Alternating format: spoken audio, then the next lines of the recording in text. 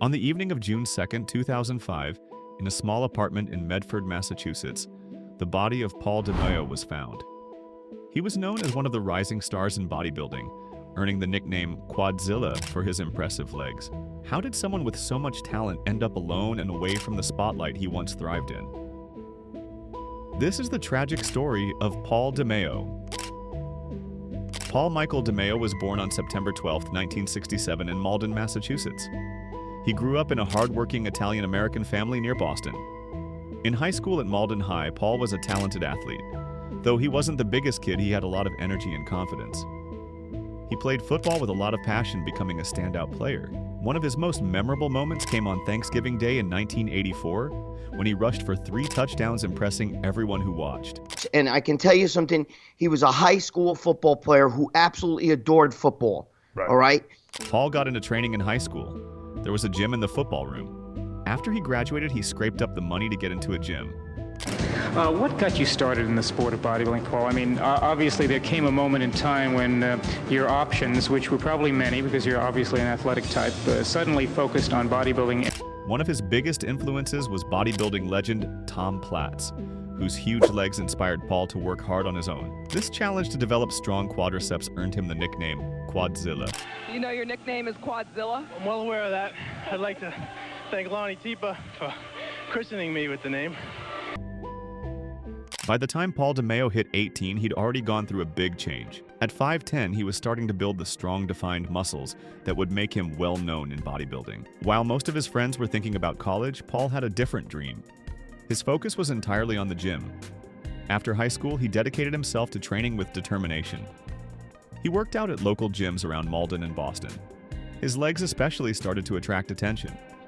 Paul's quadriceps were thick and well-defined for someone so young. Dunlop to talk about his routine and the competition tonight. Paul began entering local competitions in his late teens, and by his early 20s, he already had an impressive list of wins. He followed a structured eating plan to support his strength and muscle growth, eating several high-protein meals each day to fuel his growing body. By 1987, at 20 years old, Paul was a serious contender, aiming for national competitions. 110%. Discipline's everything, and my whole lifestyle changes. A lot of things I do before I won't, because the show's important to me. I won't cheat on my diet because basically, I'm not cheating anyone but myself. Just discipline is pretty much everything. I bring my food to weddings. I'll bring my food anywhere. I will eat it anytime. It just means much to me. If I'm hungry, I will eat at that time no matter where I am. And your friends and family. In the late 1980s, Paul DeMayo began making a name for himself in the bodybuilding world. In his early 20s, he was getting noticed for his impressive leg development and strong stage presence. By 1988, he competed in the NPC Junior USA Championships and placed 7th in the heavyweight division. While it wasn't a big win, it gave him a boost in confidence he needed to continue. A long time for this title, and I don't just mean in months, I mean in years, So the grace of God, I'm here tonight and I've accomplished a pretty big goal in my life that I wanted to get over. So Well, certainly by the grace of God, but also because God helps those who help themselves. That's so true. Yeah. So true. Yeah. You did. Paul kept working hard, improving his physique and posing skills while dominating local shows. Over the next few years, he moved up the amateur ranks thanks to his relentless dedication and eye-catching legs. You were magnificent last night. The audience knew it. I think you might have had an idea that you were going to do well, but I'm not sure that you knew how well you were going to do. Tell us about your reaction to that victory. I didn't really know until that time, because it was so close against my other competitor, Kevin, that we were both similar physiques. We're just so much alike, and it was really close. We had a real tough prejudging, and just down to the wire every single time. Every time we were out there. So I was. In 1994, at 27, Paul had his big break when he won the NPC Nationals heavyweight title, which allowed him to earn his IFBB Pro card. Do you know that your reputation precedes you? For size? Legs? Everything. Well, I just thought it was the legs. I try and bring everything up with the legs. It's tough. I'm young, but it's coming in time. You know your nickname is Quadzilla? I'm well aware of that. I'd like to thank Lonnie Tipa for christening me with the name. Yeah, that's who I'm known as. During the 1990s, Paul became good friends with other up-and-coming bodybuilders, including Craig Titus. They both shared a strong passion for the sport and trained together, often building a friendship that lasted through the years. While there are rumors about Paul getting tips from some bodybuilding legends, there isn't any confirmed story about a close relationship with Lou Ferrigno. Nonetheless, people often compared Paul's impressive physique and classic style to greats in the sport, and his brief time as a pro left a strong impact on fans and fellow competitors alike.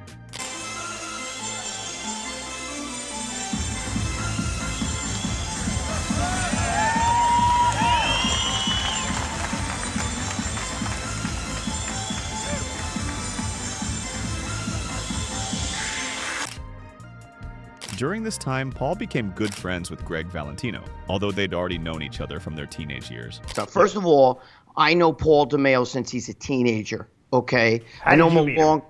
What's that? How did you meet him?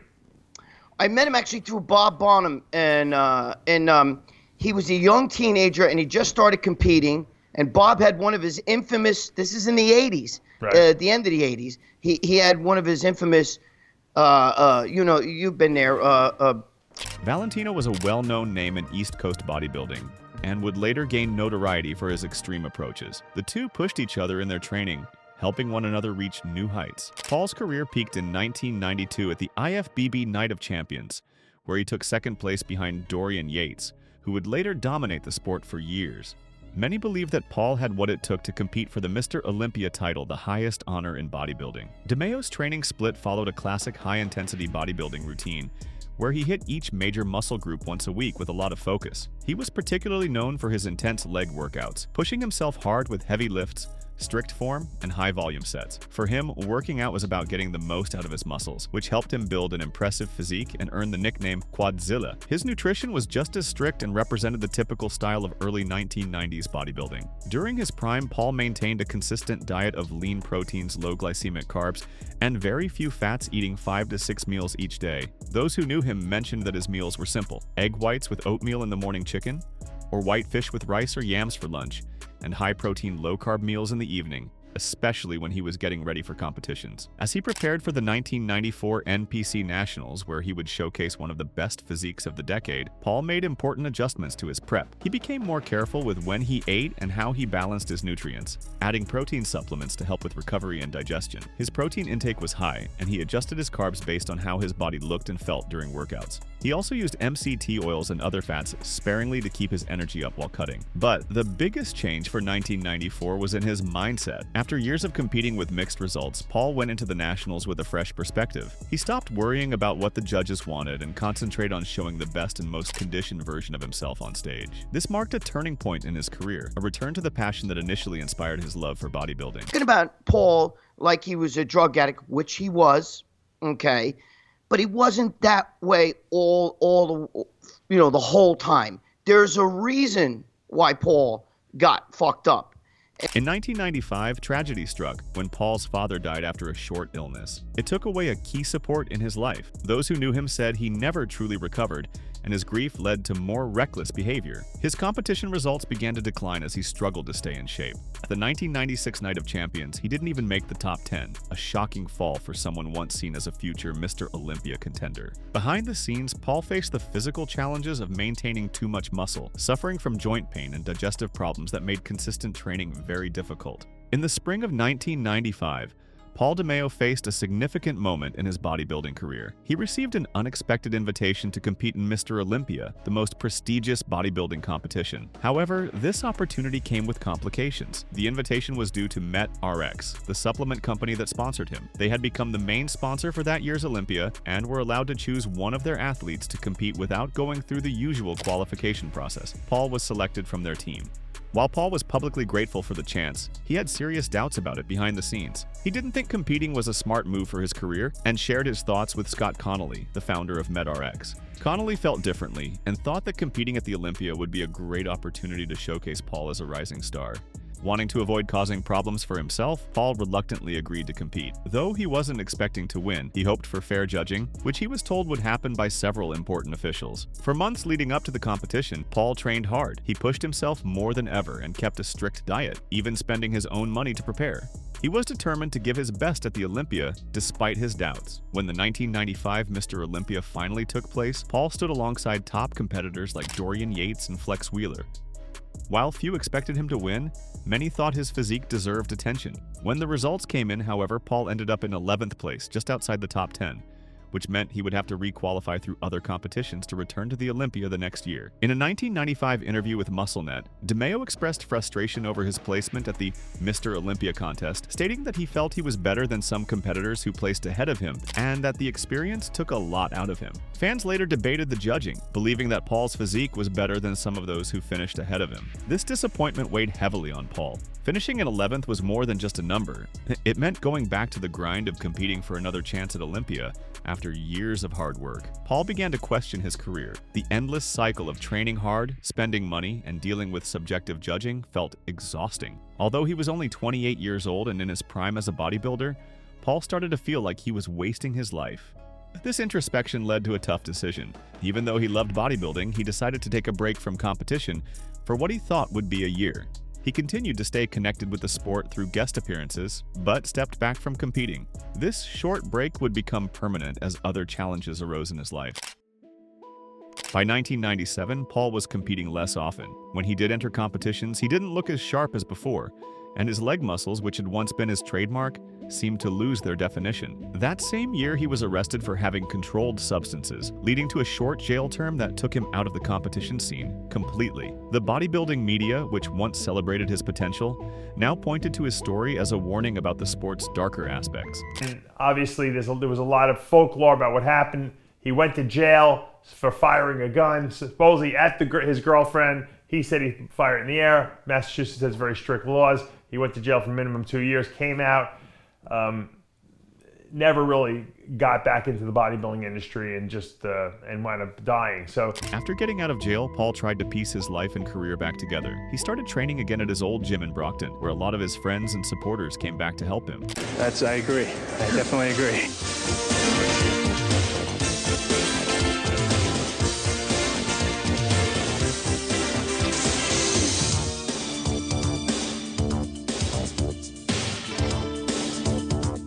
Without the routine and goals that competition brought him, Paul struggled to stay disciplined. His friends from the gym noted that he stopped training regularly. His strict diet also slipped, leading to binge eating followed by extreme dieting. Financial challenges grew as well. The money he used to earn from guest appearances and sponsorships began to dry up as new athletes entered the sport. Paul tried to shift to personal training, but he found it hard to keep up with the job's demands. In 1997, Paul's relationship with Rebecca ended.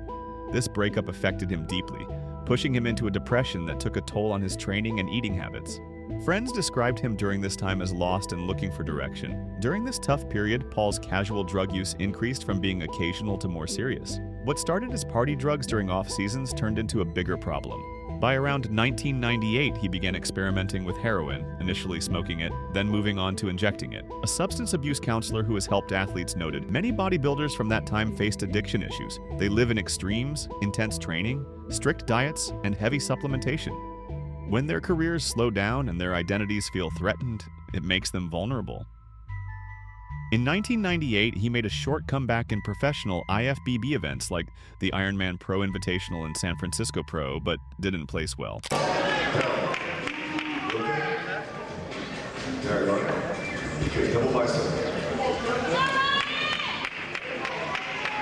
Sadly, he couldn't keep up the momentum. He continued to struggle with personal issues, and by 1999, he had completely stepped back from bodybuilding. The only signs that he was still training were occasional sightings of him at local gyms. His former training partners recalled that during this tough time, Paul often looked back on his past successes with a mix of pride and regret.